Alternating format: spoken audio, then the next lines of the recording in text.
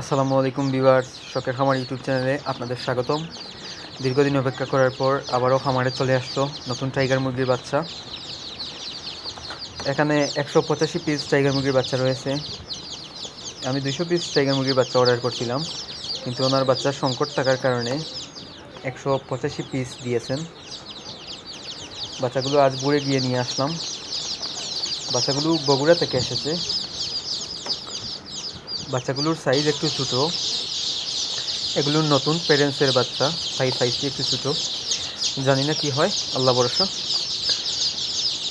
আমি আমার এই ইউটিউব চ্যানেলে আমার খামারের কিছু কিছু ভিডিও চিত্র তুলে ধরি।